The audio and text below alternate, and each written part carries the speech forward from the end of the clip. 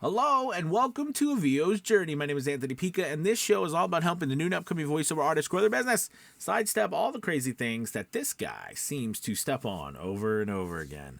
It is July 17th. It's great to have you. Please take a moment to hit that like and subscribe button if you already haven't done so, and make sure you check out the link below to A VO's Journey Elite Academy. If you're looking to start and grow your voiceover business and you need a community, you need a place where you can learn and grow as well as get some business. All right, because that's something that's unique to us in our academy. Check us out below. Give us a shot. All right, so today I want to chat with you about, do you own your voiceover work? I think this is really important, your intellectual property. We're going to chat about that. Also, real quick, I want to send a shout out to everybody in SAG-AFTRA and the Writers Union. We support you. Thank you for all the hard work you guys are doing. It's super important for the industry as a whole, so thank you. All right, so let's go ahead and dive into this idea of, do you own your own voiceover work? Over the end of last week, I attended a conference call with NAVA talking about the ownership of our voiceover work, as well as, the what can you copyright? What do you own? What can AI take from you?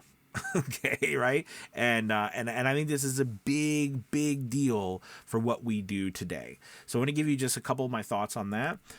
First off, when we create something, the idea behind copyright at this point is, as soon as you create something, the creation of that, all right, that art, that intellectual property becomes copyrighted, okay, at its creation.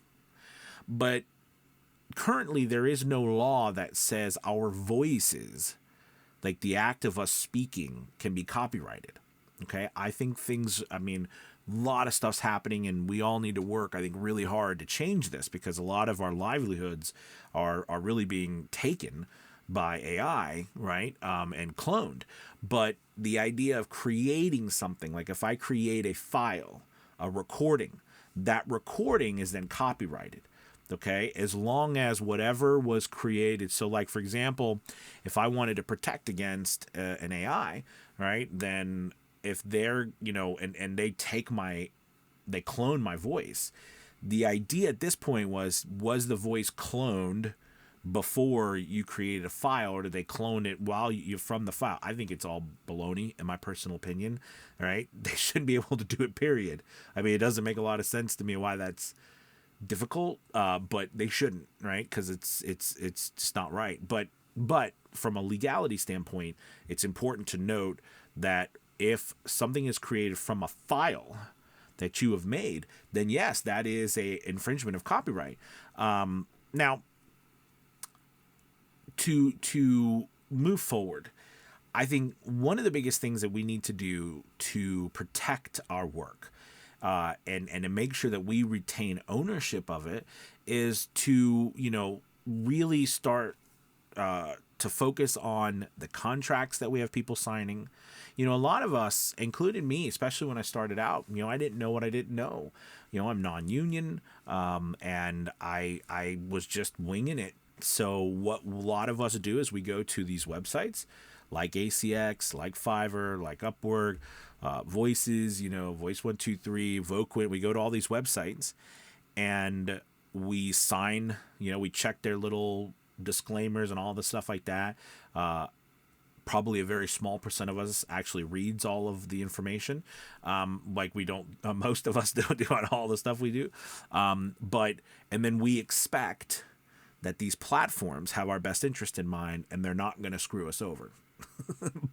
But I think that the smarter I get, or the more I see, the more I realize too. And I'm not bashing any of the platforms. I'm not bashing anybody. That's not what this is about.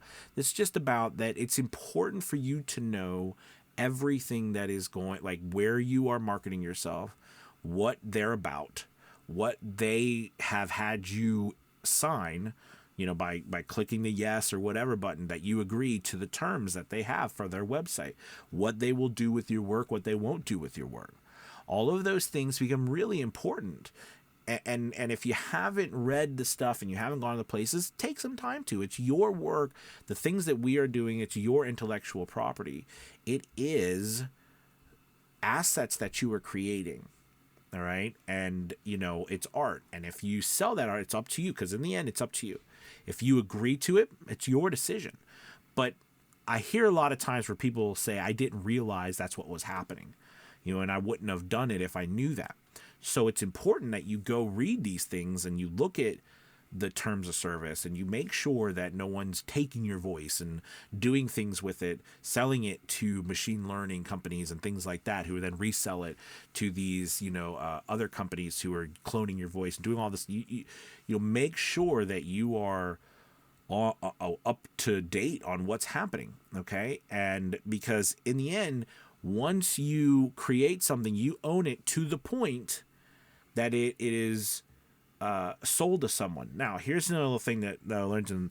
If you are under contract, right, when you record something, then technically that recording is owned by the person who's paying you under contract to do whatever they want with it, unless there is something in the contract that says what they can and cannot do. Okay, now I'm not a lawyer. This is not legal advice. All right, this is just, things that I've heard and I'm sharing them with you. Okay, but I think it's so important now more than ever to have these things. So on A VO's Journey, you can find this on Nava as well. And we're going to start making sure on A VO's Journey we have these forms, also cease and desist orders. I've been working with a couple of voice actors have come to me recently with specific cases where they did a job and the person they did a job for took their voice and started cloning it. All right. Now, the fortunately, we were able through cease and desist to get them to stop. But looking forward and looking back at what happened was there was no contract other than through the platforms that was assigned, and nothing in the platform saying that. And it actually specifically says in the platforms, when the person has bought and they've paid for it under contract, the work essentially becomes it's their work. They own it. And, that means they can do whatever they want to it, including the recreation of it, unless we have something in a contract that says they cannot without our permission. And they agreed to that. So that's where this whole thing, and a lot of the platforms have not caught on to that. All right. They're not doing that because that changes so much for them. And it also changes a lot for us and the ownership of what we do. So all I'm asking right now, or just suggesting, is that you get familiar with it. Start learning about what you have, what you own. All right. And then what you don't own, because it would surprise you. And it surprised me. So it's just some thoughts. Please, leave. I'm really interested to hear your stories about what you're seeing and going through with ownership, your IP. Any times you feel like you've been cloned by AI, leave some comments below. I want to really get to know what's happening with you out there as well. Because like I said, I've had people coming to me and telling me. So that's why it's important from the get-go that you have a contract. And even if you were under a contract, you know what I mean? You can have, if you're through a platform, there's nothing that says you can't make sure that person signs something. And if the platform doesn't let you do that, then you've got to make a decision whether or not you want to work on that platform or not and accept what happens. I mean, it stinks. It really does that some places are moving slower than others. However, there are some places who are doing really wonderful work on trying to make sure to keep up, because technology moves, is moving so fast, trying to keep up with this. All right. I'm going to try to, at A VO's Journey conference that we've got coming up in October, which I'm thrilled. We have all the spots filled, but one spot that we're waiting for a person to get back to us. But we have I think it's 20. We have 19 or 20 speakers right now. Incredible, amazing names. I'm so excited to release it to you guys. It's coming up in October 13th through the 15th.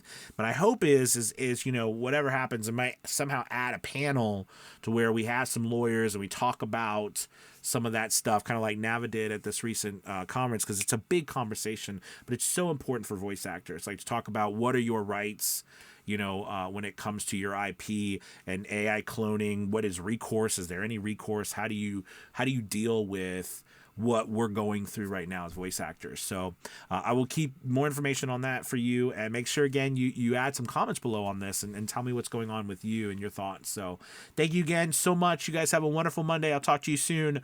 Goodbye.